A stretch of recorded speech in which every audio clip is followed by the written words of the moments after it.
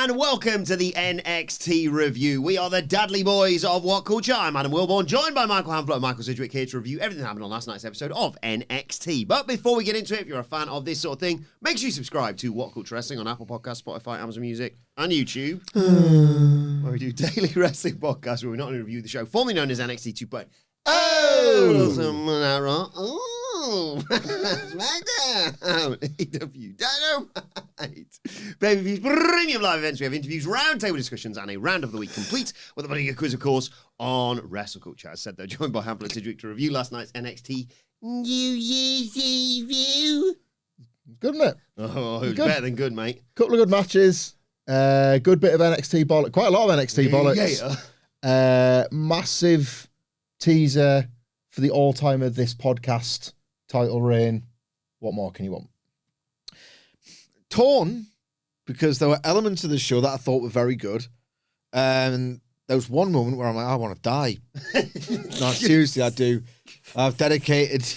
Want to die. Seriously, I've dedicated, alongside football and music, most of my hours of free time to this. Yeah, it's like that.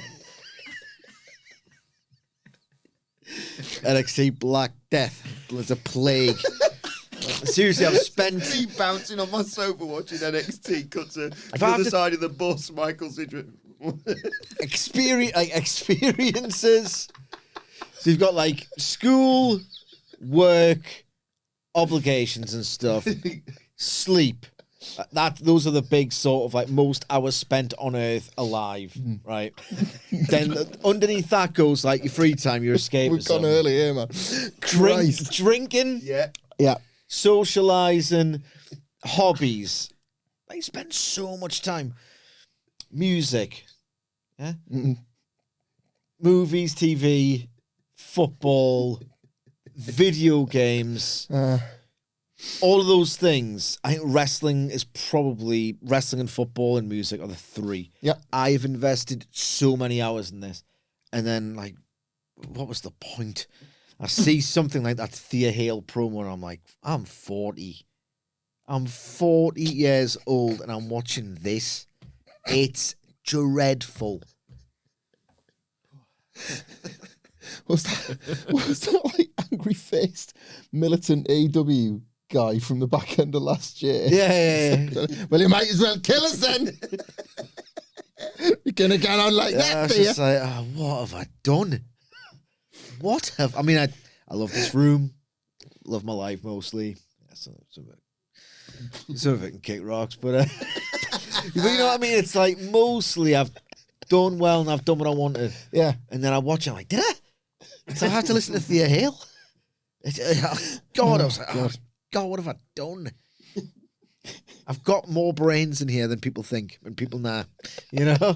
And it could have been harnessed better. Could have been harnessed better. You could have been somebody. And I am. And you are. You're watching NXT for a living. Yeah, exactly. But I could use these powers for good. Thea Hale, man. Holy shit.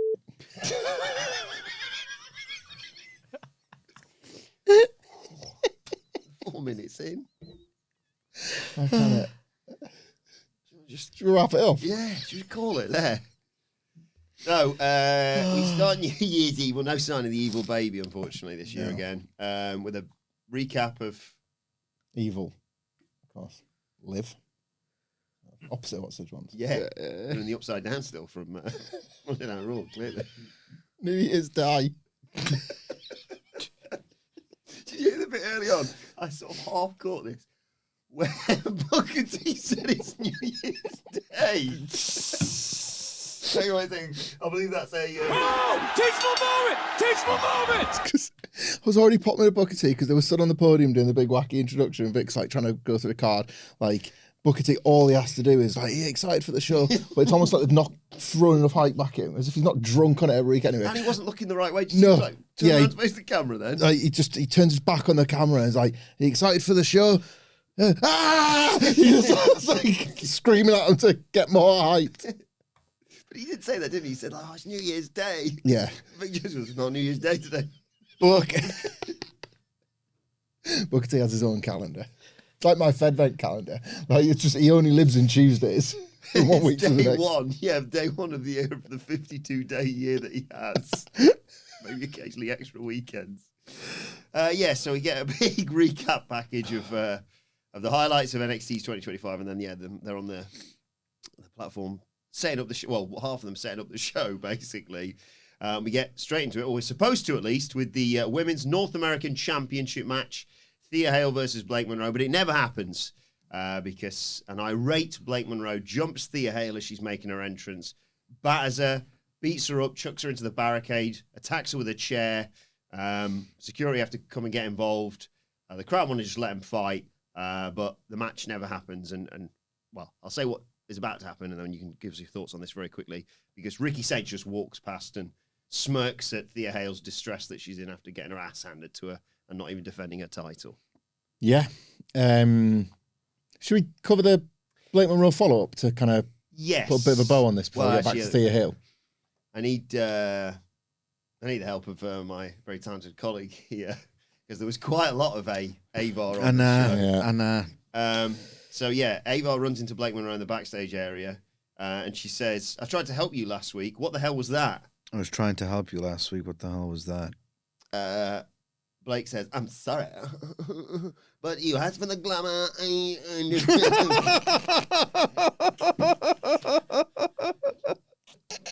She's never been, like, it's not Tiffany Stratton, bottom my arse. Like, she's not got that Tiffany Bottom my arse? Yeah, she's not got that Tiffany Stratton affectation, has she? Where the glamour comes home. Give my fine, give my title match, bitch. Avar says, "You're going nowhere near that title.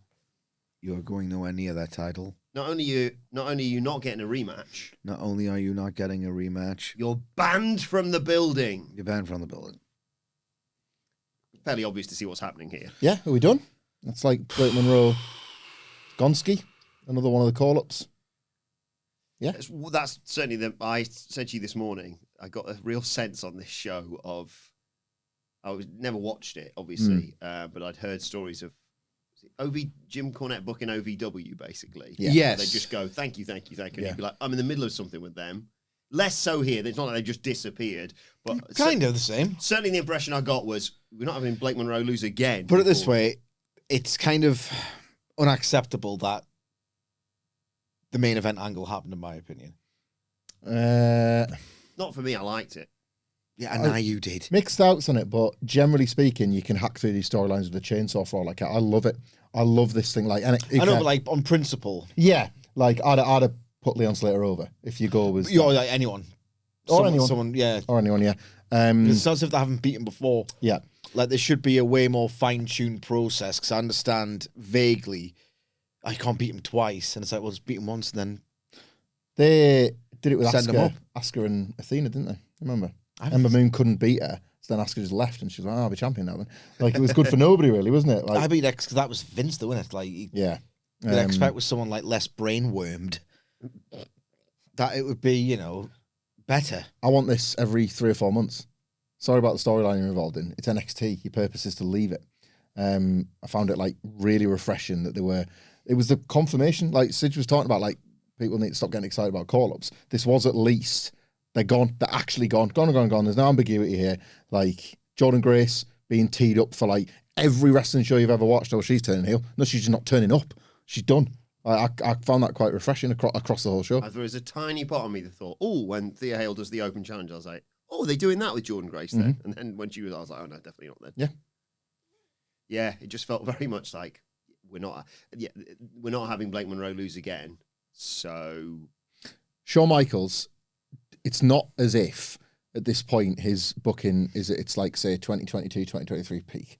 Yeah, those days are over. There's no stories that he's telling that can't survive like a wrestler just being ripped out of his hands. I really believe that on NXT. Well, NXT's very versatile. You do a car park attack, you do a whatever you want, and somebody else takes the spot. The wrestler that gets the spot should be absolutely buzzing with their stroke of luck and then level up accordingly. Level up. It's Gleason's name. Mm-hmm. Level up accordingly. Like, this should happen loads more than it does. And here's the thing as well. are the NXT core audience identified as gooners by Dave Meltzer when he studied the age demographics? Are they going to care about logic? Or where's that? I mean, it's NXT. Yeah, I'm not bothered. Exactly. Had more weeks like this. More evolved talent meetings with Avar. Jesus Instead Christ. of watching the world title main event of Yeah. the evening. Gathering some nobodies. God, thank goodness I've got you just in time to have this meeting because, as we know, you couldn't have this meeting 5 minutes after the show finishes because everyone just shuts down. See you in a week. So, yeah, Ricky Saints walks past Paul Thea Hale, storms the ring. He says, guess that women's title match is going to be put on pause, but he's going to give us a very special gift. What a better way to kick off 2026 than with Ricky Saints. Everyone feels a certain kind of way about him. Last year, I don't feel much. he really needed NXT, but now NXT needs him. That's why Javon Evans, Trick Williams, they've all chosen free agency. As long as Ricky Saints is here, you can't compete and you can't compare. He says, I don't blame them all. There's room for only one star, and that's me. And I'm not going anywhere. All those athletes, independent guys, you come for me, I'll send you back where you came from. You may be talented, but you're not absolute. That's what I've been trying to tell you since day one. I am who I say I am. I'm going to keep proving that in 2026. It's natural born stars against the stars they're trying to create, and he knows how that ends. He hasn't been wrong for 20 years, and he's not starting now. He says, Leon, look, if you win the title, I'll handle you in due time. But if it's you, Oba, 1-1, I'm going to finish what I started last year. I slipped, but I don't fall, and I'm going to win my NXT World title back. We're all living in the era of absolution. Like a fine promo. Fine speech. I don't want this to come across as unkind. It's just my thoughts on Ricky Starks and then Ricky Saints in this run. When he was in AEW, I think the biggest thing about him was like what's actually his ceiling. The stalled pushes, some of the failed pushes that didn't feel like they were really his fault. Some of the stuff that made you think, you know what, if there was actually a proper run here or there wasn't the inconsistencies, he should be doing better than he is. And then he's come to WWE via NXT, and it's solidified the lower end of all of that. Yeah, Tony was right. He's fine. He is fine. He fits here just fine. I don't look at him and like ache for the day that he gets called up and then immediately fantasy book him into a world title shot. I think he's doing just fine. As an example of somebody that has like massively won me over and completely destroyed any expectations I have for him later on the show and every week. I love Ethan Page. I don't want him to leave NXT because I actually think he's better as this massive fish in a small pond than he'd be on the main roster. But I don't even get that from Ricky Saints. I think Ricky Saints is a just fine. A just fine NXT guy. Yeah, I'm yet to see him unlock this thing that you can't really articulate that makes you feel I need them on the main roster. Kendall Gray is in the process of doing it. Like I wanted to win the NXT title because I now care about her NXT trajectory, but I could just as easily see her leave and get straight a surprise appearance in the Rumble and she's up, and the women's division like weren't ready for someone like Kendall Gray. He's, you know, he might get a match against Tony D for the vacant belt. He might win the title back. There's a bit of so what about it. If Ricky Saints, was as good as people claim him to be and as good as he believes himself to be, he would be embarrassing everybody else on this roster. It would feel like a disgrace, promotional malpractice that you were still on it after a year at this point, pretty much. Yeah. It doesn't. It really doesn't. Yeah, I'm very intrigued to see where he sits after all this. He does this promo, obviously, and we weren't to know at the time the way the show is going to pan out. I mean, I'm very biased in terms of who I think should be the next world champion. I think you might get your wish.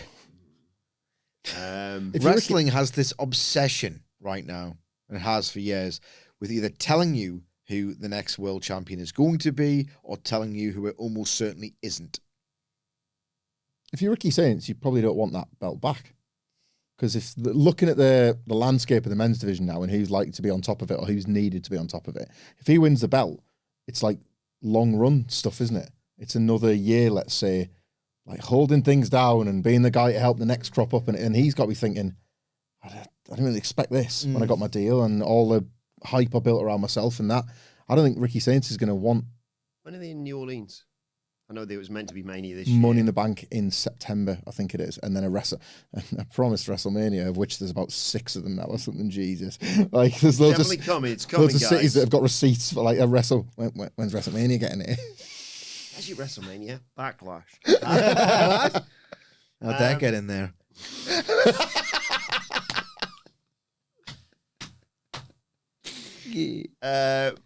So in amongst, sorry. Before we get to the Blake Monroe thing that we've already done, Ava's kicking off backstage. She's had a nightmare. So it's her worst 2 hours of the week anyway, and it started off terribly. So she's going to admonish her assistant, whose name actually completely escapes me. It's Robert Stone. Excellent night for him. He had a very Robert Stone moment in the last. It is. In the conclusion of this show. He's Robert Stone the out of that. I love it. I thought someone had died. Like, I really thought Femi had killed someone. He's stoning out. I really thought, like, what? What? Look what Femi's done. It's just a bloodbath back in the arena. I mean, Robert Stone went big. He went big. Didn't know any other way. Maybe, did he go big, or is it just when anyone's on screen with Ava? Whoa, dial it down a bit. Oh. Yeah. So she's fuming about the show being a mess 10 seconds into it. When she said that, I did think, well, you're talking about Booker T's reactions. Never mind about them losing the title match. And she tells Stone to go and find Blake Monroe, that we've already talked about, obviously. And then she grabs a headset from a production member and yells to play the video package for Paxley and Dane. What? This sucks. She was just like, put it on, it's first. Yeah. As if, like, you idiot, why aren't you doing this? Yeah, why is everyone... Like, why are these GMs so put upon and cruel to everyone around them in the jobs that they've seemingly chosen and want? Dream jobs. It's just... And as this well... default scripting style that I just hate. Yeah. I was watching Ava. I was watching Ava on... Funnily enough, NXT last night. And it struck me, if she had the power, and she doesn't, because she has no personality, no charisma, no presence, no nothing, okay? If she had out about her, given the words she's asked or scripted to speak and the attitude she is asked, ordered, directed to convey, like, she would wind me up as much as Stephanie McMahon. Because she's 2016, 17, like 15, Stephanie, hates everyone, really, babyface or heel. She was giving it that, well, make your mind up, Thea Hale. You can't do that, you dumb idiot. Yeah. You can't defend your title and stuff like that. Like, she hates everyone now. In the way that Stephanie did, in that specific Stephanie McMahon character of the mid-2010s. I am hateful, but because Ava's she kind of elicit nothing from me. Like, she could do something to like someone close to me, and I'm like, oh, it's only Ava though. I don't care. My mind went spiraling there because when you said she's not got this, she's not got this, she's not got this, I was just thinking like the top trumps card with all the zeros on. It's like he's the total opposite end of the spectrum, like Steve Austin with all the tens. It's you think you're special. Steve Austin versus The Rock, daughter. And it's just like Austin. I can't do anything with this. Like this. Nicola Bomb versus Coughing Baby in terms of pro wrestling charisma. I don't mean to be cruel, but she's got the job. It's on her merit. I don't want this to veer into cruelty because I think it's okay to analyse on podcasts like this. It's okay to review and analyse people's performances in their roles, and that's what we're doing here. Like, how does Ava's performance review go? We've seen it on documentaries before. It's a fucking DNA test to see if she's still genetically. It's just got Albert's got a piece of paper on, just says she. And then she just points at this massive picture of The Rock on the wall behind him. And he's like, here's your new contract. Yeah. I mean, it's a DNA test. Are you still related? Yeah. Bugger. Go on then. You still got the job. That's what it is. Like, I don't know what goes on in the PC gym, but on TV, she doesn't wrestle. So there's no matches happening. They just get this little machine out and then the lines go a certain way and then people go, uh-oh. Still related. Nicholas gets it. I don't know, just yeah. I like her. Oh well, she is, if nothing else, the Rock's daughter and the general manager of NXT Booker and Cook of the year. What, yeah? already. All years. This year? This year already. It's New Year's Day after all. Yeah. What do you mean without question? Without question. I'll question it. Right, let's get to the video package. The match from the video package she pushed to. That was Tatum Paxley versus Izzy Dame. No messing about. They trade punches in the corner, some big shots. Paxley gets Dame in an ankle lock through the ropes. Dame breaks it off and clutches her leg. Paxley hits a leg drop on the ring apron. Dame fires back and knocks her off the apron with a forearm. Starts ragdolling Paxley from corner to corner. Stomps elbows as a code breaker for a 2 count. Dame hits a backbreaker and a flapjack and 2 knees to Paxley's gut as well. She sort of puts Paxley in a walls of Jericho, basically, but Paxley gets to the ropes to break it. Dame goes up top, but Paxley catches her up there. The crowd are singing the Addams Family theme at this point. Paxley hits a flipping bulldog from the top turnbuckle. New Year's Wednesday. They go back. Anything is something. Okay. They go back and forth. Paxley hits a chin breaker, snap German, goes for a kick, but Izzy dodges that and hits a gut wrench sit out powerbomb for a 2 count. She spears Paxley through the ropes to the outside and sends Tatum into the steel steps, then back into the ring. But Paxley countered a suplex, Pele kick, 450, cemetery drive, 1, 2, 3. She finally gets revenge on Izzy Dame. Yeah, it was all right. Izzy Dame, she sort of charmed me a bit on this one because I didn't think in the prior weeks that they'd maybe picked the right wrestler to be getting this, like, a promotion to that upper tier of the women's division. There is a higher quality bar of women's wrestling in NXT than the men's division, and you've got like your champions and then your obvious contenders, and it felt like Izzy Dame was getting that promotion via this feud with Tatum Paxley, and then ultimately did later on in the show. 2, I wouldn't say like massively strong performances, but 2 performances so competent, you can't really look at like at Raw and SmackDown and think, well, why wouldn't they just be there? It's no different. It's not like, I do mean that as a compliment. It didn't sound like it, bro. I honestly mean, right, it's because Maxine Dupree and Becky Lynch is at the front of my mind. Like, this was miles Get a better. better bar! Well, no, but this is my point. The Raw and SmackDown bar's not that high. Like, Julie's not pulling... like it then? Julie's not pulling up trees. The Intercontinental title match was trash. Like, this is like main roster TV stuff. It's not great, but some main roster TV isn't great. This was that. Get a better bar. No, a lot of different bars, different needs. But like, my particular bar here was just like, whatever it was, it kind of blew it away. Because I still expect developmental quality stuff. I expect a few like slips, botches, or stumble, bumbles, whatever. And in fact, it was just, this could have been on Raw. So hang on. Like, the AEW bar is 2021 summer. All the time. Yeah, and then like, sounds good as summer of 2021. You gotta have a system. Shut up, your system sucks. Your WWE TV bar, well, it's better than Becky Lynch versus Maxine Dupree. Yeah. Well, no! AEW is only going to be with us for a season in life. The Fed will be here forever. So at the start of every broadcast. And so, to be fair to you, Michael. Yes, Michael. It does say at the start of the WWE programs, then, now, together, forever. Correct. So you are right. Thank you. AEW. Good wrestling for a bit of something. Like good dickhead. I will say this. Good wrestling until the Fed puts them away like all the rest. I will say. What was it you were talking about yesterday? You were joyously recounting how WCW were finished. Oh, it's great, man. Like summer 99. No stop sign. WCW's nobody's gonna slow us down. It is proper back. Like there's still weeks where Goldberg's selling out the Georgia Dome, and let me tell you, I don't give a mate, because the Fed is so back that you can say goodbye to your precious little Atlanta Fed forever. Like Steve Austin is on a march. Where's the Rock come from? Are you joking me? Even Triple H might be good, not yet, but he might be good one day. Like it's unbelievable. The feeling that just like they're done. They're absolute toast. They're little. It's like you've scored the second goal just after half-time. Just after half-time. It's like, could be 3-0 up on the hour here. Oh, well done. Oh no, we've gone 1-0 down in the first 5 minutes. The new world order. But then it's 2-1 at like the 46-minute mark. we're gonna get a third.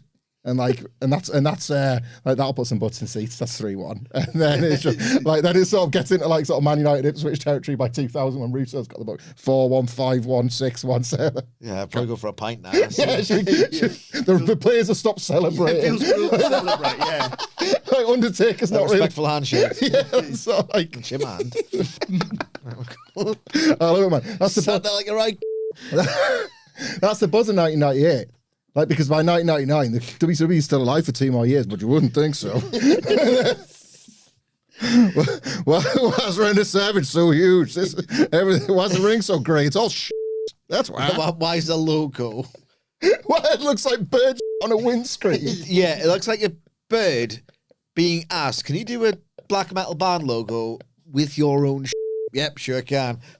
I love your WCW Crunch, logo. And then you get the WCW logo. Can you point out to me where the first W, the C, and the second W is in it, please? Other than that, love it. On Tatum Paxley versus Izzy Dame, I watched this and felt nothing, thereby making it an exponential improvement on the match at the... Was it Deadline? Yes. Yeah. Oh my God, that match was absolute spiritual agony of this Matt Hardy's broken brain, Shawn Michaels' school, and Bully Ray of melodrama, and Jey Uso, and I hate everything. This was just some moves happening in front of me. I wonder if... Step up. The big step up. Yeah. I wonder if it was all taken to heart, because there's a lot of people on X going, what on the hell is this crap? Thicko Tatum. I think they might repeatedly get it. Yeah, I think they might have got bullied into doing a 2 and 3 quarter-star match here. So we might win. One thing that might bring you back to X, by the way, is on an almost daily basis, Michael Sidgwick swinging for the fences when it comes to Matt Hardy. Every time I go on, he's doing... I mean, it's not Sidgwick's I'm fault. becoming obsessed. It's constant low-hanging fruit. He's just like, a new thing comes out, and Sidgwick's like, dunk on that, obviously. It's brilliant. I'm Sidgwick. I'm trying not to. Like, very little gets me anymore. As I said, I am too old and they're too transparent. And it's just like, all right, what else you got? Like, Peter Rosenberg's doing What's a Death Rider story? And I'm like, are we still, like, what are we doing on all this? Matt Hardy can still do it. Like, the thing is should we tell the listeners, viewers, what our plans are for Friday, or have we told them already? A week on Friday? No, not yet. Should we commit to it? Yeah. Okay, well, I'm having second thoughts. Look forward to finding this out myself, to be honest. We're having second thoughts, but without doing the full recap, the 3 of us, because it's quite newsworthy and noteworthy, and it's an important night in American wrestling history, and we're going to watch and I think review and recap, and, we don't want to use the word review, because... Yeah, it's going to be cliff notes at best. Yeah, it's going to be, what are our thoughts... Yeah, immediate on reaction. the TNA AMC debut, because there's going to be a lot of eyes on it. They're going to put their best foot forward. There'll be interest in it. I'm halfway interested in it. So we're going to give you our loose thoughts on the TNA AMC premiere a week on Friday. I don't know if I can do it. I hate it already. And I'm biased. How is it petty and pathetic of me to want an entire institution to fail embarrassingly because Matt Hardy works there? I think that's wrong. Is this because is this the new number 2 promotion? Yeah, and here's the thing, right? I don't care that intensely about the current number 2. They've in fact annoyed me on some structural or creative level since 2022. Like, there's been failings. The overcorrection to the failings have given me the ick with, like, the feeling being restored and all the rest of it. I'm still not 100% there with AEW, and sometimes I question whether I ever will be. So this is just a long-winded way of saying I'm not in the defense squad. I'm not. No. But the TNA thing is annoying because you know what WWE is doing, and TNA are little supplicants, just doing what they're bloody told by the big Fed that they've always been weirdly sort of There's never an devoted alternative, to. really. Yeah. And I hate all of this. We've spoken about it at length, but what specifically annoys me about this latest Matt Hardy crack, my God, it's like he's such a pathetic, bitter loser of an individual, right? That he's not coming out and saying, like, this should be great. We're going to be great. We're putting our best foot forward. We're really going to try and give everyone the best sort of product imaginable. Or He's saying publicly the quiet part loud because he's so stupid. I want people to perceive TNA as the number 2.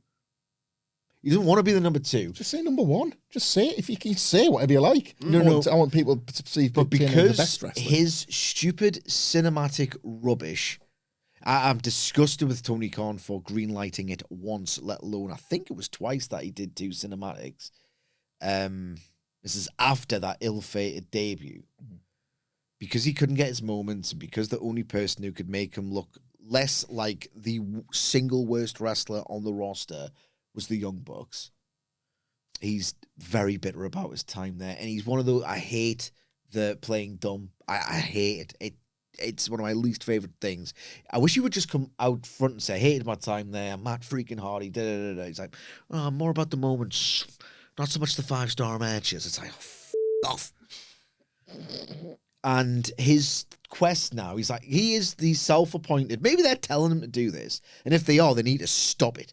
But it seems like he is the self-appointed spokesman for this TNA drive. Minimal hype.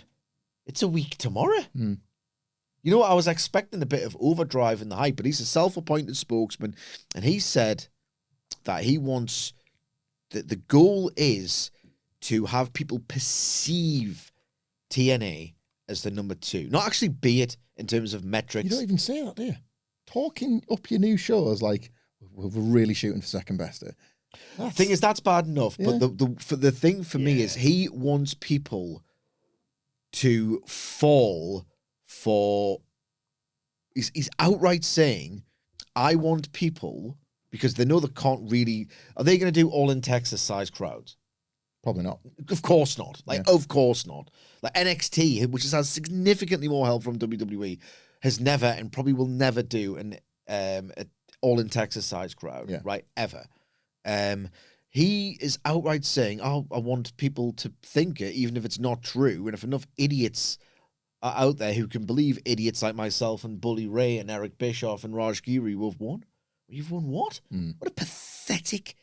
It's like, in The Simpsons, when Bart has his fantasies, when he's like, the joke is even his fantasies are rubbish. Yeah. Uh-huh. It's like that. Matt Hardy's living that life, the real life of Matt Hardy. He wants people to think wrong things. What's his problem? Impact Wrestling logo. I'll wash myself with a rag on a stick. You can't even dream a full dream. I know. It's half a dream. Even his fantasies are pathetic. Like, we know his real life's pathetic. When you want a number 2 wrestling promotion, Impact's the one you call. Oh, God. He's like, what a complete moron. The tactic is obviously to be insidious. Yeah. An insidious campaign of public opinion and tactics, and he's saying it out loud. It's like when you see someone, they get... like a politician or something, is clearly someone's written a speech for them and they haven't really read it. And so they're like...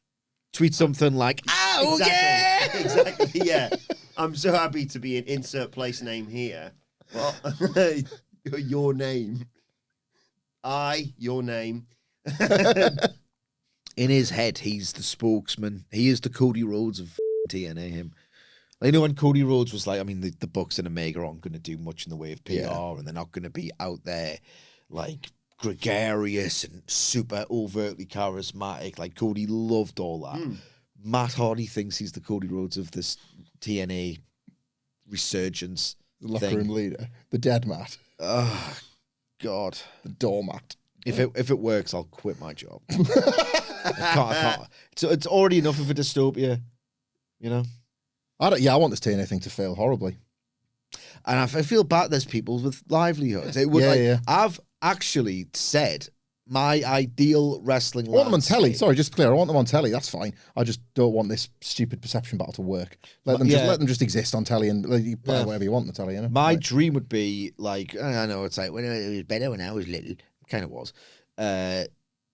3 majors, each with an hour a week on telly. That would suit me down to the ground. Yeah. It's very true. Happy for Tatum Paxley, though, to get a win back. Yeah. Moving on, we got a hype video for the French luchador Elio Lafleur. Excited to see him in NXT. Yeah. I know why you're excited specifically. Why is that? Because you're going to do that voice for everything he says and does. Well, no, I think he's a very talented individual. What's your favourite Elio Lafleur match? Good question. It was probably the one I attended with Mark Henry in Paris, France. Apas's The Last Dance, of course, where he was in a 4-on-4 match. Everyone got very, very emotional, myself included. Very talented individual. Former Apasa champion, of course. Pick any of his championship matches. I know you're going to ask me. No, I Pick any of them. was going to ask you what was the venue called where you saw him? It was Studio Genie. Thank you for asking. What's that? What's Just rude? a What's little rude about that? What's rude about that? Nothing. I'm Just not what- being rude. I'm not going to take the piss out of a very enjoyable day that I had. And a fantastic show, fantastic performer, really. He's looking into the talent for tomorrow, which I wish. You have to show me this when we get back at the desk. I've never seen him work. He's very talented. Genuinely, he's people were saying like people were saying I'm going to drop in. He's actually quite good. It was a really quite an emotional show that because everyone knew what was coming and. Sorry, I haven't seen you like this since the Rey Mysterio interview. Look at you, man. You're flustered. He's very talented, and I'm hope for the best for him. It was awesome when Mark came out though, because people were like, Mark Henry's here. Excuse me, playing his music out of nowhere. This little French wrestling show is cool, but yeah, check him out. So coming out of the commercial break, Indies Wilbourn. I'll. You Give you some dabble heads once up in a on the while. next ones, yeah. We see Avar's in Thea Hale's, in the trainer's room God. with Thea Hale. I get it, Sidge. Thank you. Your old death fantasy business. It's the worst segment of the year. I know it's only the 6th, 7th of January, whatever it is, but it's going to take some beating. Piss poor end to end this. Yeah. Shocking. Could you really sort of capture the emotion from Thea Hale? I can try. Was there 2 separate ones with her? Well, it depends which one you're Is talking this the about. Jordan Grace one? Yes. And then, so this plus the in-ring promo she cut before the challenge. I mean, that was horrendous. That was the worst of all time. Yeah. It's all Ava, because Jordan Grace is there. Yeah, this was bad, but the later one is the worst of all time. okay. Avar tells Thea she's going to push back the North American Championship match until Thea Hale is 100%. And Thea says, no, with all due respect, I need to prove to everyone that I can earn this title. Avar says she can't do anything about it. She's kicked Blake Monroe out of the building. She's not going to reward bad behavior. And Thea's like, fine, well, let's bring back open challengers. Avar says that's not a smart idea. And Jordan says, well, Avar, Thea already made up her mind. Just let her do it. And so it's made official. Just, wrestlers aren't actors, and that's fine. But they're put into these situations. It's not fine because they're all made to be now. It's embarrassing. It's just cringeworthy watching this. She's not up next, is she? She's not back. Grown up. She's not there for a bit, but I don't want to feel this way. I'd rather like them all, bless them. But God, this is awful. So poor. We joke, but it's true of the Fed, and Bron Breakker almost became the first champion born in the 1990s. The first world champion born in the 1990s, right? They treat the 50-year-olds like they're 30. The 21-year-olds like they're like... Thea Hale looks like she needs to go, she needs a parent. The way she goes on, it's like she's 7 years old. She can't make decisions for herself. She touches on this about winning the She's title. hyper emotional. She looks like she's had a whole tube of Smarties at all times. The food colorings that I've sent her bloody daft. Do you want to go to the match? Yeah. And then we'll... Yeah. Promo. Sorry, yeah. Wailing. That's what, Hale- it's what she was doing. It was a whale. Limps to the ring, selling her injuries. She grabs a mic, sits in the middle of the ring. Said she's devastated she's not going to get to fight Blake Monroe. She promised everyone a championship match, and she's going to reopen the Open Challenge. I haven't really got the exact words she said because I didn't think you were going to go quite so. Well, It was one of the worst things I've ever seen. freeze frame just for a second. Sausage. I still love you. 2 foot is performance. That's what you studied.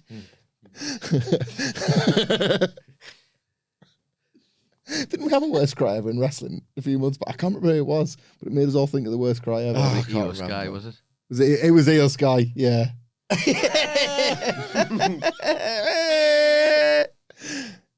What's the kayfabe? You know when she won the title? In kayfabe, what happened? Because she keeps banging on about, like, I need to show people that I deserve this, and, like, No, who cares? people think I shouldn't be champion. Well, then what? You won with your move Yeah. in kayfabe. Yeah.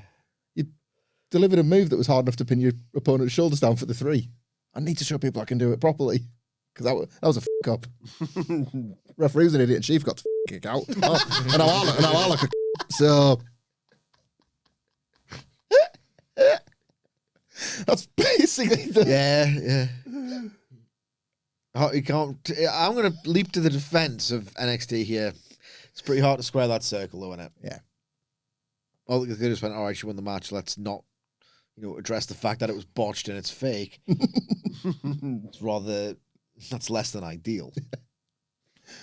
So the most of the women's locker room spills out, and the referees, as we were talking about earlier, seemingly say, Hey, ladies, calm down. Form an orderly queue for the open challenge. Form an orderly clue. Yes. But Oh my god. I am carrying a chainsaw. Rid-it-it-to-do. Tatum Bernard's back. Spearsy gets involved though. Izzy Dame gets Coach Bloom's like, I got over as a Bernard once. It's one for the New Japan fans. Yeah. What happens? What happens if she, accidentally kills somebody? I said this, I was like, well, she's chased off Spacey with a chainsaw, and then what? I've got you. You get him, you chop his limbs off. Yeah, no. What's your end game, Tatum? Why were the referees stopping them? As you pointed out, they're like trying to marshal them into a queue. Well, there is no queue. The one at the front gets the shot. Like, what would the point Come of on, ladies, calm down. So strange. Yeah. It was Izzy Dame. Yeah. That got in. So you should say if you're a quizmaster, by the way. What? Form an orderly clue, and then you can. That's good. So obviously, Izzy Dame, despite the fact she'd obviously worked earlier on in the night, was in far better condition than Thea Hale. Dominated, elbows, scoop slams, chucked Thea Hale into the turnbuckle, hit a power slam for a 2 count. Hale fought back, sent on, but Dame gets her knees up as she comes off the ropes. It's a big boot, but can only get a 2 count. Thea Hale wants a Kimura. Dame powers out of it. Hale hit an exploder out of the corner, and Dame slides out of the ring. Hale tries to dive through the ropes at her, but Dame catches her and chokeslams her onto the announce table. Gets back in the ring, then realizes, oh God, count out. Grabs her, brings her back in.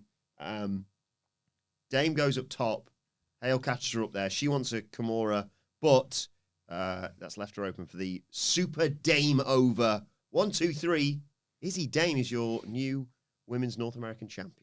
I like the device of a heel seemingly suffering their biggest possible loss, and then by a series of seemingly random events ending up with everything going great for them all over again. Chris Jericho, Unforgiven, with the scramble.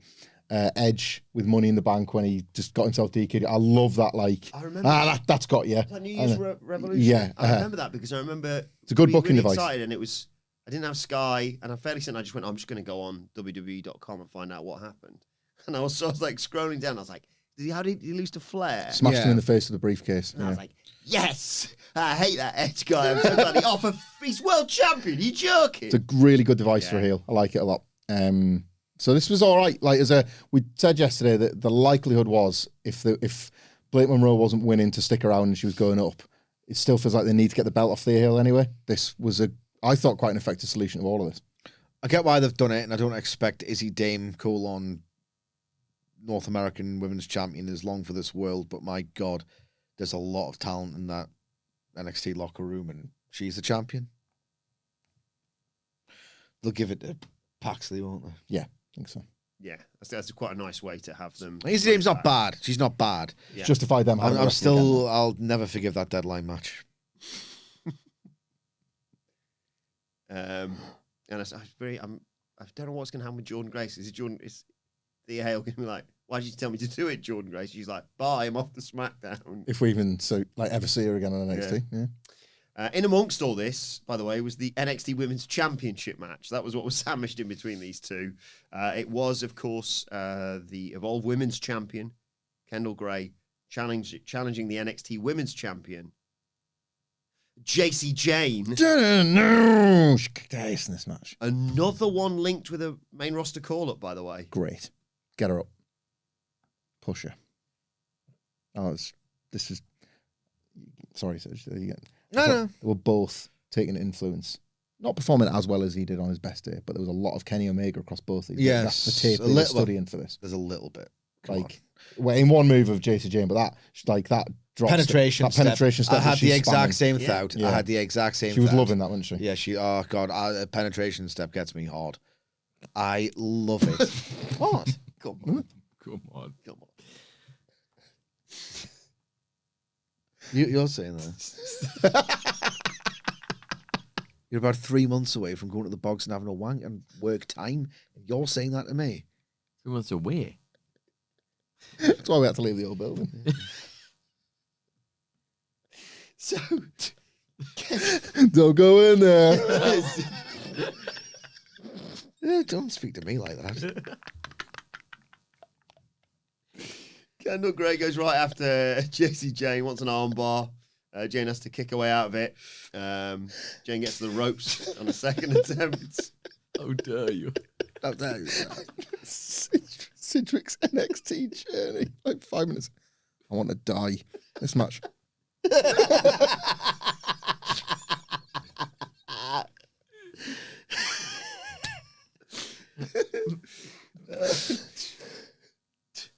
So Gray, sort of ran rings around JC Jane early on, didn't she? Drop kicked her out the ring. It's just mustard. Veil Influence runs over to check, and Gray does a crossbody off the top onto all three of them. Jane fights back though, throws Gray into the barricades. There's a nasty kick to Kendall Gray's head that spins her head around. Throws some knees as well. Snake eyes on the turnbuckle. I think we went to a break it somewhere amongst all this because we came back. There was stereo crossbodies. They're both laid out. Jane hits Gray with several big kicks. She was mocking her early on. Starts mocking her again. But Gray hit a headbutt and a series of kicks as well. She starts worming out. Drops the straps. Maybe not.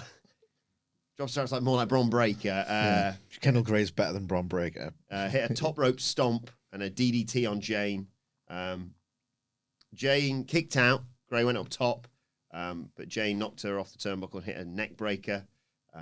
Gray kicked out of two, though, and caught her. She got back up with 3 German suplexes. That's when Jane hit a huge knee out of nowhere. Maybe a little bit too hard. Flush, yes. This is always some chance after Gray kicks out of 2 and they're crawling around the ring. Jane goes up top. Gray pulls her back down, wants her roll through. Jane's battling her, but she gets an armbar, and Jane is nowhere near the ropes, right in the middle of the ring. So Fatal Influence jump up. There's Ren Sinclair involved in all this as well. They get involved, but Jane is, after that, is still isolated, and Gray grabs another armbar, wants a DDT. But then as she sets up to finish with the Shades of Grey, Jane is sent into the ropes. Fallon Henley grabs her, sort of stalls her in the ropes, which drops Grey down and allows Jane just a split second to hit that rolling encore of hers and retain the NXT Women's title. Just loved it. The proper stuff. This is not like the best match you'll see this year. It's maybe not even the match of the year currently, but I loved everything this Carter was. Tanahashi. Yeah. I'm an Aaron Wolf evil guy. but we can. It's nice to have I was just- respectful I was just disagreement taking on the mic. on our Wrestle Kingdom faves. You like Okada Tanahashi? Seen Haven't it watched yet? Yeah, no, I'm busy. My match of the year is probably the ambulance match between Damian Priest and Aleister Is that Black. because we were all winners Yeah.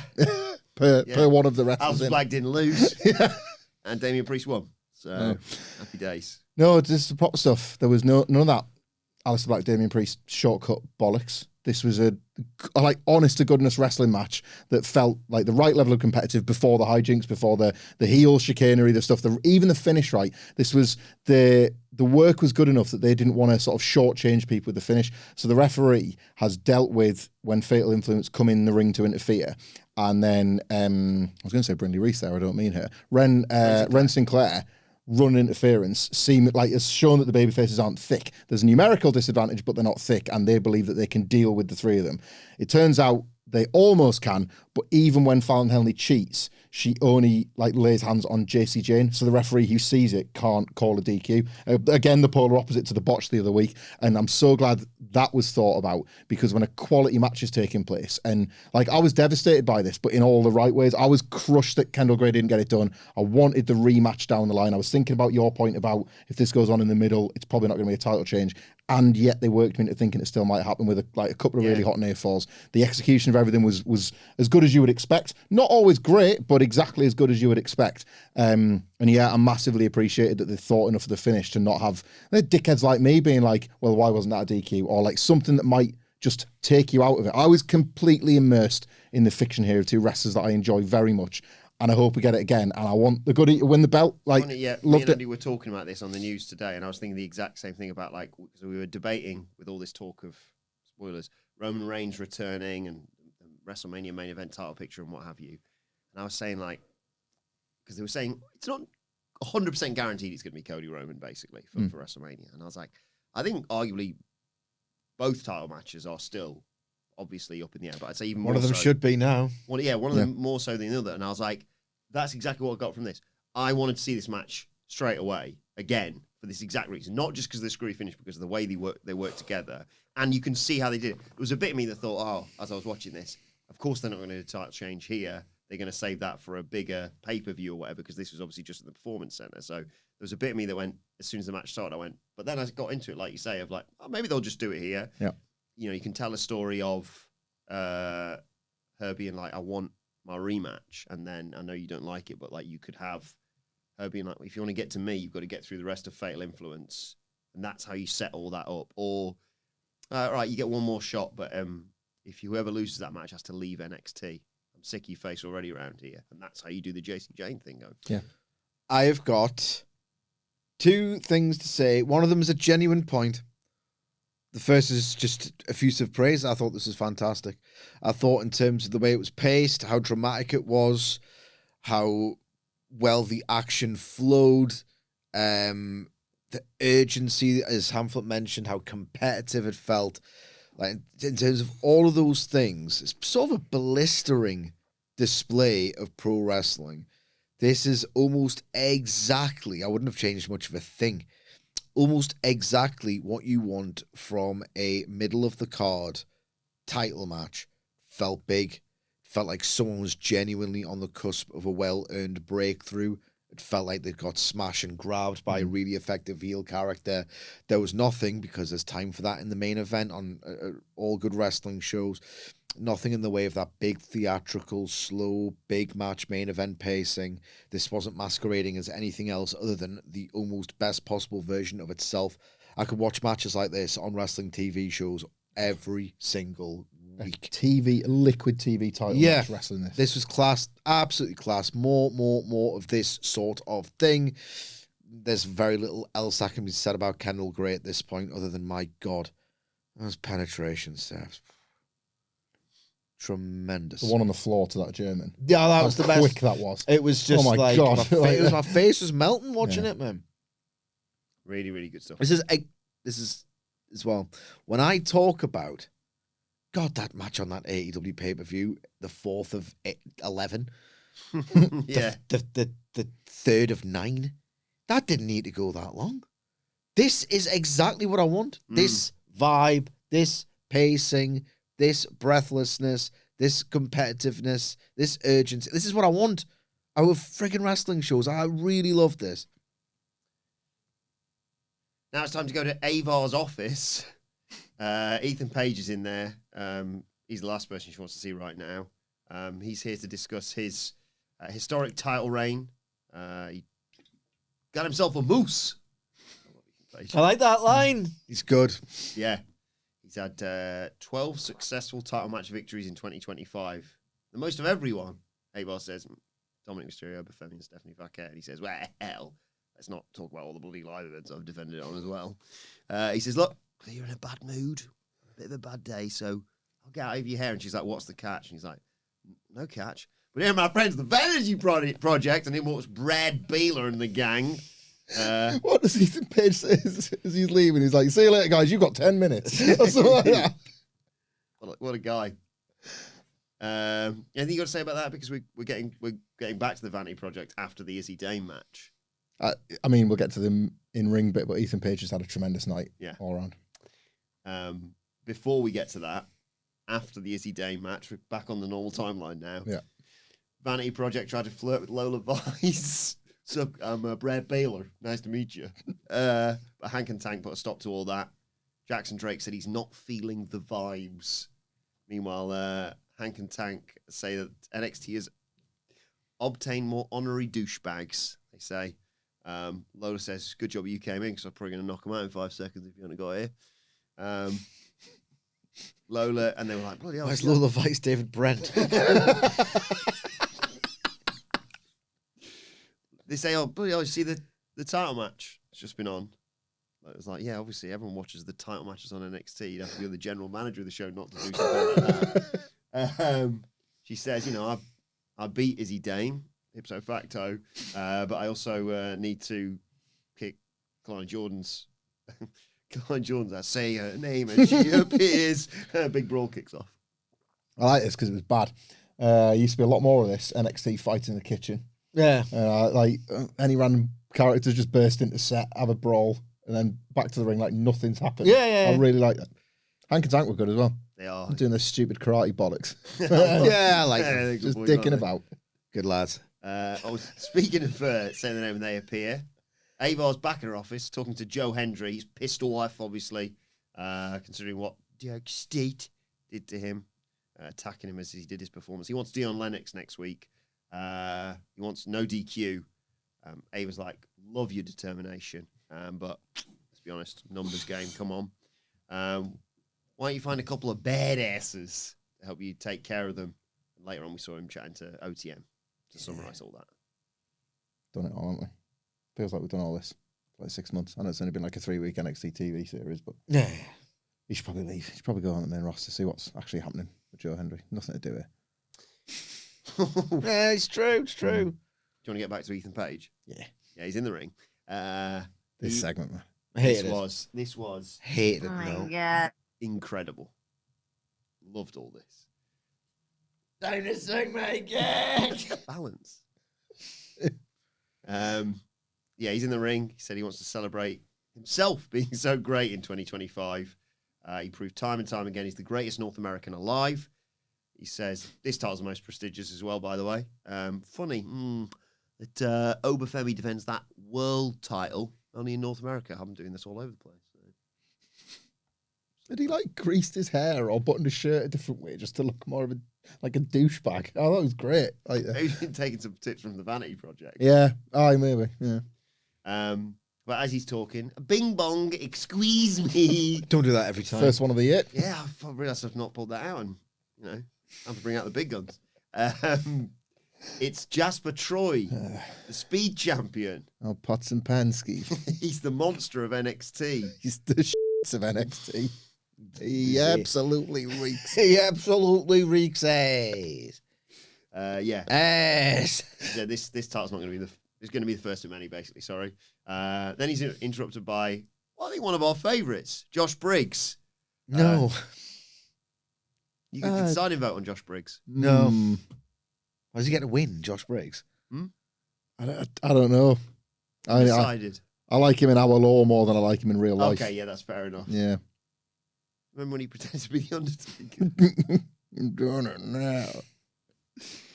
He says, Don't say anything stupid like that. I'm the bloody monster. You're not on my level. I'm the man of mayhem. Essentially Wardlow's nickname. That's what I thought, yeah. Ethan, stop wasting your time with losers like Miles Bourne. You're as delusional as these mouth breathers in the audience that are yelling at me right now. But anyway, enough of all that. Time for the real stars to get here. That's right, I'm talking about another champion. TNA International Champion Stax arrived with his gorgeous fiancée Ariana Grace on his arm. And, well, you know what Stax had to say? Gosh, I hate to do it. Terrible. I hate to interrupt this cannoli measuring contest. I didn't realise they were measuring food whilst they were out there. It's a euphemism for his cock. We got some unfinished business, don't we, Ethan? You all right, mate? Stack's in muff there. Muff. Chasing the muff around. Got some muff out of here. Still, it's hot if fiance. You can never say something like that, man. Nah, he wouldn't be that bold, Nah. would he? Nah. You want to talk about importance? After all that happened between NXT and TNA last year, I'm the only person from NXT carrying TNA gold.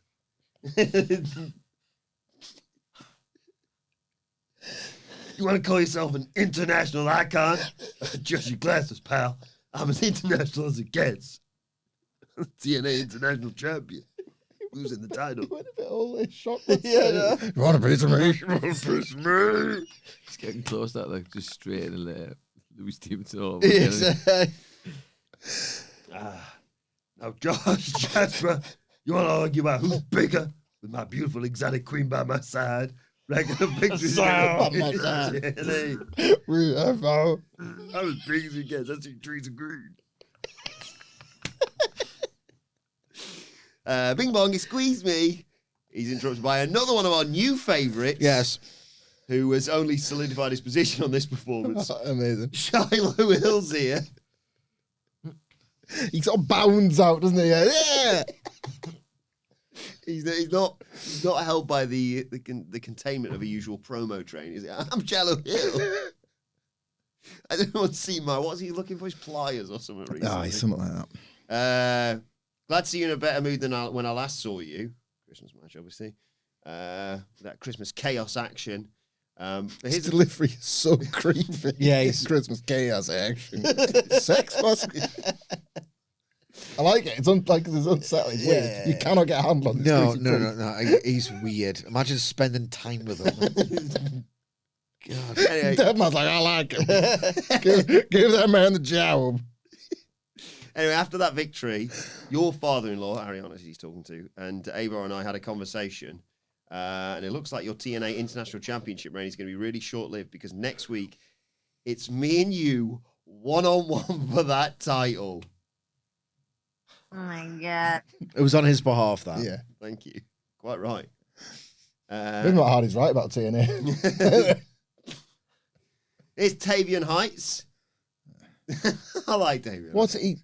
Did you check? Air Heights? Is that That's what it was. About? Air Heights. Trying to Nobody's saying Stop Air trying to Heights. make Air Heights a thing. He wants, he's like, anyway, we're having a good time here, but I'm going to fight you because speed title, blah, blah, blah. Ethan Page said, I've had enough about this. And I'm a little shocked that your big ass is letting him speak to you that way, especially since the last time he came this close to a championship. You dropped the ball. It all kicks off basically with Tavion and Ethan Page.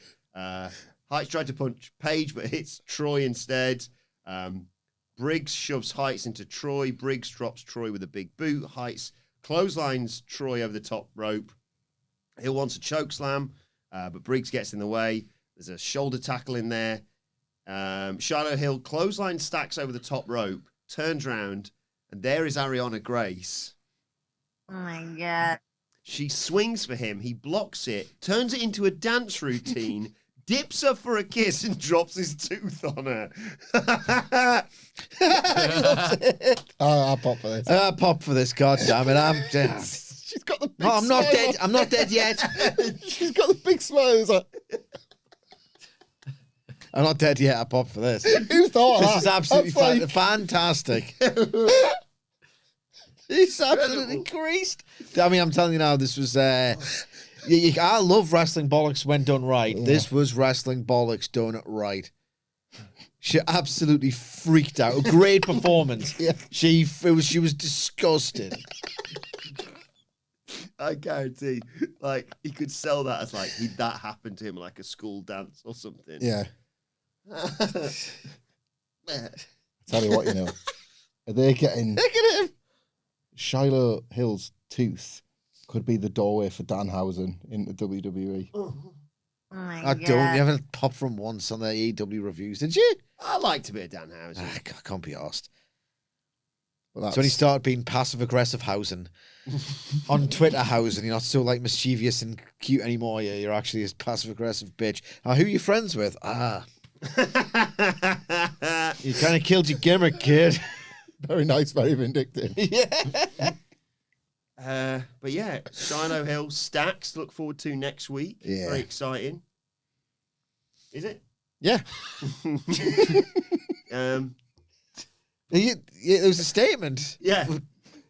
I That turned into a question. I think I'm just that giggle fit's really set. I need to go and splash some water on my face. I think just to. Nah, I was waiting for after it all the recording. Actually, sometimes shows have to adapt from people being called up. I've actually been called up to What Culture Gaming Right, okay. right now, so you're going to have to Yeah. run the rest of the podcast without me. They're about to record live in the other Yeah, I'm studio. going to go and do that. So you're So going. that cold water stuff was just a load of horse, was it? It was. Don't make me add more swears. I still got to edit the podcast, pal. But I thought you don't do it anymore. You said you do what Yeah, you gaming. moved to yeah? what- Well, no, Culture Gaming. I'm going for a trial, and then we'll see how it all goes. If I impress, You're out of it. Yeah. So you're asking us to give you a pass out to just leave outright. I'm not asking for a pass. I'm telling. But please don't swear. I'll be back in a sec, or maybe not. What's your favourite game? Crash Bandicoot, mate. Shut the door. Crash Bandicoot, mate, obviously. I did love a bit of Crash back in Me the too. old It was day. a rock hard. Yes, It was yes. unforgiving, and I liked that. No, I didn't. You earned it, I thought. It's no Super Mario 64 or It was nothing. in terms of its difficulty, it was a spiritual sequel to Earthworm Jim. Oh, that was Bizarrely difficult platformer by like level 3. There's a lot of very difficult games from my youth.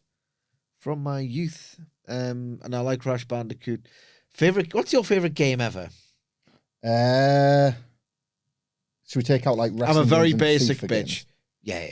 Yeah. Um, But Pro Evo's probably my favorite this is game it, ever. yeah. It's a Pro It might Evo be Pro Evo. or the best SmackDown, like because of just to think about the game that you played over and over, and never Yeah. got bored. One of them two. In terms of like story games, GTA 3.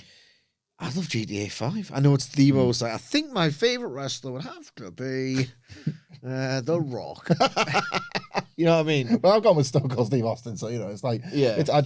That was the jump from GTA 2 to GTA 3 Yeah. was Oh, it was incredibly special. mind blowing. Either Super Mario 64, GTA 5. I don't have a favorite hipster game. I just don't. No, I was I don't. always very casual with it. Sonic 2 on the Mega Drive as well. Hey, Stacks here! How's it going, guys? How's it going, That's a guys? nice song, Stacks. Do you like singing? Who's your favorite singer? Catman guy. Yeah, all right. That's track. Stacks. Hey, what do you think of the show last night, huh? Pretty good. I didn't hate it as much as usual. Not happy with that Shiloh Hill guy, though, dropping his tooth on my missus. Mm. What he's doing, huh? What do you? Gonna get a bunch of five next week. A what? Bunch of fives. All right. Good. But apart from that, it's all gravy. Sage, what's the deal with gravy? So, I have a question, Stacks. Gravy. Is that a swear, Nicholas? Is that on microphone or off microphone? Yeah, it's probably honest. Yeah, probably honest. Gravy is a sauce one makes typically after roasting a big joint of meat or a whole chicken. It sounds so sexual. Didn't it? You can lay the meat on a bed of veg, which you can then pulp up into the gravy. Or that's optional. It's typically you get the fat, the juices, maybe the veg pulped, mashed, whatever. Mix it with the flour, yeah, and then like a nice big bit of flour. Make sure to get it all out, give it a proper stir, and then get more bang for your buck by stocking up that bitch with some stock. You can make veg gravies as well. Like all of our animal-loving friends don't have to miss out on the gravy train. That's gravy. Beautiful sauce. You know, actually, I tried to invest in the gravy industry, but there wasn't much stock in it. I'll be honest, I was trying to make some jokes about soup because you got the soup thing, but I'm fairly certain I made those soup jokes before. So the next best thing. Question joke number 1. What does Austin Powers like on his Sunday lunch? Gravy, baby. Yeah. Bingo! Excellent. Topical.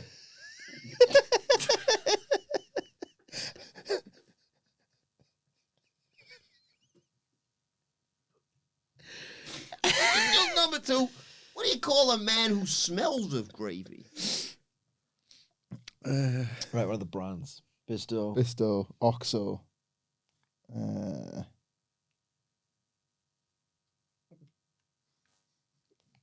Corey, if you Booker T. Yeah. It's my friend Gravy. Imagine getting relegated off Netflix and Booker T's calling you Gravy on the telly. What a week. Yeah, terrible. Terrible. Didn't let it get to him, though. No, he was... Yeah. Don't call me that. Sorry, what's the setup again, Stacks? What do you call a man who smells of gravy? I was going to say somebody with the meat sweats, but he's after a name or something there, isn't he? Like a pun name. Maybe.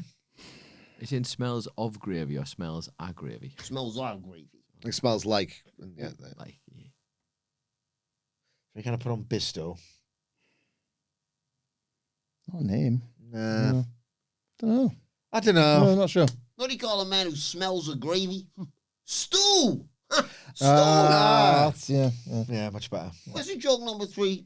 You saw my gorgeous fiancée on television last night. Mm-hmm. Bastard. Shiloh dropped his tooth on it. But how is my missus like gravy? I'm assuming meat is forming part of the punchline here. I'd imagine so. You correct? So, how is my missus like gravy? I make her wet through my meat juices. Pretty goddamn close. Rule of 3, though, Sidge. I gotta remember that. How is my missus? How my missus like gravy? How my missus like gravy? She's thick, wet, and all over my meat. See you later, guys.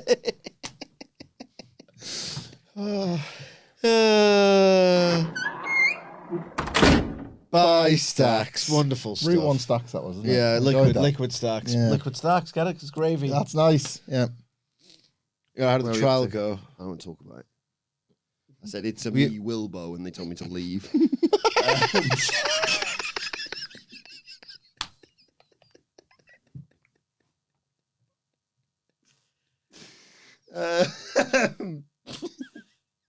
Where are we up to? I'm picturing you, Mr. Blobby, and you ain't at the set just knocking all the stuff. It's me, Wilbourn. Get out. Decapitated Sonic on the floor. Joe Hendry's trying to recruit OTM. Oh, God. Fatal Influence, featuring, of course, JC Jane. No. Walks up to Zaruka. JC makes fun of Sol for not having any titles. So she's coming for hers. And then You cast? I'm just a bit upset. She said, I thought you were a She left you. I thought you were a tag team. I thought you were a tag team to Zaruka. Yeah, she has. Yeah. We Fatal won't have to live with the guilt anymore. Fatal Influence left. Thoughts? It's a big match in the context of NXT. JC Jane and Sol Ruka for the belt. Whenever the next Valentine's Day, maybe the next TV special, or around that time. Oh, you think they're gonna? I thought it'd be Kendall Gray running it back. She's a proper challenger, but so Sol Ruka. Yeah, you know, absolutely. And then they can finally get this f***ing turnover with. I'm sick of this now. Yeah, stop starting it. There's a Ruka split. But then the Fraxian one never actually happened, and they just got called up together. Yeah. Ethan Page stomps through backstage, yells at Miles Bourne for not even being involved in that segment, and said, "Can you hear me now, Miles? Come on." Come on, Ethan. So next week, Dion Lennox, Joe Hendry with OTM and that involved, or Darkstay, I should say, and Jasper Troy and Tavion Heights, and of course, Stax and Shiloh, Lola Vice, Kalani Jordan next week as well. Main event time, though. Oba Femi versus the X Division champion from TNA, Leon Slater. This was loads of fun, this match, especially because Oba just picked him up and threw him across the ring to start the match. I was like, well, we're in for a good one then. Yeah. Slater's trying to use his speed. Oba Femi, no need for any of that. Just twatted him any chance he got. There was a bit where Slater started to fight back, and then Femi hit him with this huge chop. Oh my god. Oh my god. Class. Yeah, and there's The wince on Slater's face. I was going to say, we often complain about like NXT face. That was just like, no, that's how you'd feel if that happens here. High kick from Slater, but Femi just grabs him and hits a backbreaker. And Femi then sends Slater into the corner so hard he bounced out the ring to the floor. Brilliant. But as I said, Slater keeps trying to fight back, hits a code breaker, gets a head scissor to send Femi out the ring. He, I don't know why anyone tries this against Oba Femi. Tries to run across the apron and does that. Femi does that bit where he just swats someone down, basically. Femi grabs him and starts driving his knees into him, but as they go up against the ring, as he swings his knee one more time, Slater moves and Femi hits the ring post with his knee, and that's his opportunity now. Slater starts targeting that. He sidesteps a lariat, sends Femi into the steps, chucks him back in the ring, hits a crossbody from the top, but Femi kicks out. Slater keeps targeting the legs, but Femi still fighting back, hits a clothesline and a choke slam. Slater kicks out, he's still in it. Femi wants some elbows, but his knee gives out. So Slater scoops him up and body slams Oba Femi. That was a cool spot. Oh my god. He wants a pin, only gets a 2 count. But so Femi shoves Slater off, rolls to the outside to recover. Slater does that spot that he and Javon Evans do brilliantly, where they dive over the ring post onto Oba Femi, sends him back into the ring, goes up top, Swanton 450, but Femi gets his knees up. Femi crawls over for the cover. At the last second, Slater counters for a great near fall. But as they get back to their feet, Femi just grabs Slater, fall from grace. 1, 2, 3. He is still your NXT World Champion for about 10 more seconds. Yeah, I don't want to just like repeat the specific types of praise I gave to the women's title match, but it was a similar viewing experience. When it wasn't an excellent match, it was still an excellent experience, and I'll take that quite honestly. Like, the contrast was obvious, and they could play with that, and then there's not as much as there probably should be of that, right? The one body part of the monster, target, work that. And what I really loved here was, I don't know if NXT now has the system it used to have in, like, say, 2015, 2016, where there used to be like a starter group, a medium quality class, and then the finishing school. And it was the finishing school that were on telly all the time, the middle ones that were starting to come up, and the starters that were literally starters. Then Triple H started signing the work rate kings of PWG, and it probably messed with that system a little bit, because the finishing school was full. And it was just like, we don't think you can talk quite as well yet, but otherwise you're perfect. Leon Slater, if such a thing still exists, presumably because of his outside of WWE experience, just raced to the front of finish, and he's not even in NXT. Yeah. But if he's kicking around at the PC, he's going to be in that finishing school straight away. It's a bit of a cliched, podcaster critical analysis thing, but his space between work is light years in front of most of his contemporaries on this show. Yes, that was the main angle I was going to take with this. It properly sticks out. Like, on the cell and on offense, he never once feels like he's, for his age especially, never once feels like he's stopping to think about the next part he's playing. You have taken the words out of my mouth, because I was going to say there isn't a second where you don't think he's in it. Yeah. And what a difference that makes when, as I say, the two simple stories are guy trying to use his aerial skills, guy trying to target a body part. There's a million of those matches, but that's one of the things that makes it great, is when you simply believe in the performance and the story that they're telling. Again, like yesterday in the preview, I was really rooting for him, so I was proper gutted when he didn't win the match. But good, that's the work, that's the art of the work, And Oba Femi's needed a bit of a, like, the tone of the Javon Evans matches had changed because it's like he keeps trying, he gets closer. So the giant killer thing had gone. It was like equals, and the one guy just can't get it done. This wasn't a nice throwback to North American champion Obafemi. I've missed a bit of this. Like, he's never really worked a match like this against Saints. Yeah. And he could have done. Yeah. Saints can't do the flying stuff like Leon Slater, but they could do the body part stuff a little bit better. This was really, really good. I've not got higher hopes than I did yesterday about Obafemi's main roster run. I still think there's going to be some challenges he might have to overcome that he's not yet encountered on NXT, but here's the template for getting him going. Yeah. Find your smallest guys, make them do this. I will say the only thing I really want to add to that is, as good as Kendall Gray is and was last night, you watch someone like Leon Slater with all of the experiences developed. He's like one of the last workhorses really to have entered the American mainstream or the US mainstream. Like every single second, he reminds you through the subtle grimaces, winces, his use of body language. He's in a fight, he's in a battle. As good as Kendall Gray is and was, I still think she needs to, and it's fine for her level of experience. She's obviously so much better than she should be, but there's always room to progress. And Leon Slater, that's the difference, really. That is the difference. I need to talk about the end of this show. It was I do too. It was ridiculous. So, yeah, should we get to it now? So, Well, yeah, it is the end. he celebrates, he does his pose, and there's still 2 minutes left on Netflix.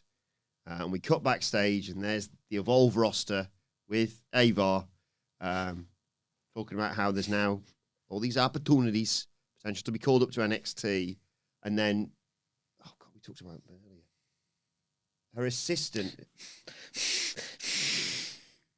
Robert Stone, bursts into the room, as you said, like someone's died. Honestly, I thought, like, what angle have they shot here? Saying, Like, I honestly thought, like, I was expecting brains splattered all over the performance center. he said, "Did you see what Obafemi just did?" It's like, has he killed someone? Like, seriously? And we cut back to the ring. No Obafemi, just the NXT Championship that has been left in the center of the ring. And before we fade to black, we pan out to see a shocked audience and one man looking on from the crowd. Potentially future NXT champion. Don't need the edge. I need to go first here, I'm sorry. First of all, so funny how, like, TNA, the best and brightest was in the ring that night. Okay? Yeah. And with WWE's help, or the working relationship, they have got prominent enough, funny that, they're going to premiere on AMC, the biggest network they've ever been on next week. The timing of just them, that was vacated, don't give it to Slater. It's like, it's in 9 days. They can't do it. So that was just, it's very symptomatic of maybe they don't really believe in this TNA little horse. They've got what they wanted now. Yeah. They've got what they wanted now. We best put that out of business. Yeah. Look at learn that. Which is why NXT will be going live on Thursday night next week. It's just crazy, isn't it? The other thing is Ava expressing, as ever, mild annoyance that Robert Stone would interrupt her, right? And Robert Stone said, possibly the most reasonable question that's ever been asked. Robert Stone asks the general manager of NXT, have you just watched your main event in the aftermath? Like, probably the most important 3 minutes of your entire week, Ava. Have you just watched the main event of the TV show that you sort of book and manage? She's like, no, I've been talking to this lot. I've been talking to this lot, which I genuinely... I'm not staying late. I'm on which I genuinely could have accomplished at any waking point over the prior week or the week after. Couldn't you do it on Evolve? Literally, there's. I'm telling Wilbourn, don't answer that question. It was me. I was saying there is not a worse 3-minute window in her week than the main event. Sorry. The main event is a synonym of most important thing I'm trying to picture this in another. for a professional week. Someone bursting into Sir Alex's room. Did you see what Ole Gunnar Solskjaer on Teddy Sheringham just done? What's going on? It's a Champions League final, mate. No, I'm just talking to the reserves. What idiot? There's no better time than this. You know what I mean? Yeah, it's it's absolutely ridiculous. It show's abysmal. Well, that's not, that's fun, but that's not. I wish that those details were better because, like, This thing should not be happening between apparent best buds Michael Hickenbottom and Paul Levesque. Yes, Vince and Levesque, absolutely. This shouldn't be happening, really. I like the story. faint praise, but I thought this was quite a unique way to vacate a title. Like, I can't think of a time it's been done like this before, and that's something different. I was like, that's like, I wish they'd thought of something more creative than that because it was preposterous. Yeah. Like, everything about the way he burst in, and she's just, God, you again. Like that permanent irritated state to all these event? To all these wrestlers who must be thinking, no, why would I want to work for you? Is there any way I can just skip this bit? You know? Aye. But the sort of the, I guess what they didn't want is the visual of him even putting down the belt. So it's as much an admin thing from their point of view. I don't mind that about, like, there's an enigmatic quality to how this belt has been, like, left behind without disrespecting it, if you know what I mean. Well, he's running scared, isn't he? That's the story they're telling. He knows the only person that can take that title off him is stood in that audience right there and just come back. There's a really strange quality of this Obafemi thing, man. If they were so committed that they don't even want him to lose this title, why didn't he beat Cody Rhodes? Like, I don't know. They don't want to be anybody. Yeah, it's all a bit 50-50. But Safe and adventurous Triple H fed. I'm going to get you Tony D. Surely. No, Surely no. not. That happens. What are you going to do? I genuinely don't know. Like, I can just still picture sitting next to you, the fume that was going through me. I'd swallowed that. It was hilarious, this. Swallowed the loss. It was brilliant. It was excellent. I love Ilya Dragunov, very talented. What are you doing on here then? What are you doing on Raw? You're going to be on Raw, drop the title. He was livid. Genuinely. Grumpiest I've ever been on WrestleMania it weekend. Was genuinely livid. I howled at how much this guy was livid. I think I swore. I'm not going to do it again. He did. Arms went up and everything. Hulk Hogan forms the NWO. WCW closes its door.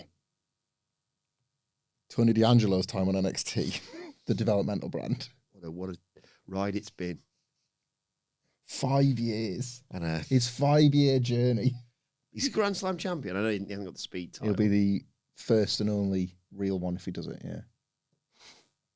I mean, he bloody wants to. It's 5 years on a developmental. Biding his time. Don't leave your bike stabilizers on for 5 years. Do you? Biding his time. Just Stop riding the bike. Get a new vehicle. yeah. I'd never want to leave this show if it was me. I love this place. You get loads more money on the main roster. There's people Not who about are the money for me. there's people who are quitting NXT because they can't really afford to live. Can't pay to eat.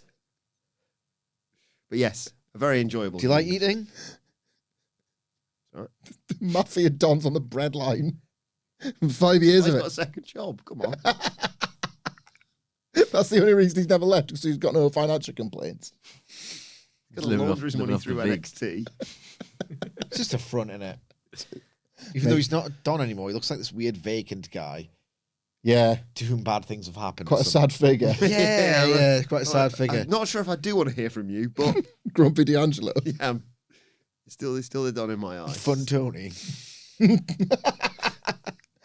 Oh. Is the line? I'm just looking at a picture here. Is the line in like denim or is it like blue fur on his jacket? You know? Oh, I don't know. Yeah, he's It's like a leather jacket, but it's like, you know, when someone's got a Sherlin collar on it. Mm. Yeah. Not quite that. It's like blue. I mean, he needs Raz to of Brule. wrap up warm for when he's walking on all them bridges, isn't I it? think it's reflecting his mental state. but a very eventful New Year's Evil. Yeah. Like, what the hell does NXT look like next week? What I want from NXT all the time, this Good, kind of good episode. preview. Yeah. Hell yeah. Well, let us know your thoughts on NXT New Year's Evil in the comment section below, or on X at WhatCulture WWE. Actually, there you can follow all four of us, sort of. You can follow Michael Hamflett at... Michael Hamflett and Cameo at hamflettx@gmail.com. follow Michael Sidgwick at...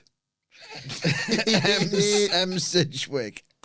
follow our long-suffering producer, Adam Nicholas, at... It's Adam Nicholas. And you can follow me at Adam Wilbourn. Follow us all at WhatCulture WWE. As I said, make sure you subscribe to WhatCulture Wrestling, wherever you get your podcast from, for daily wrestling podcasts. The Dynamite preview is available right now.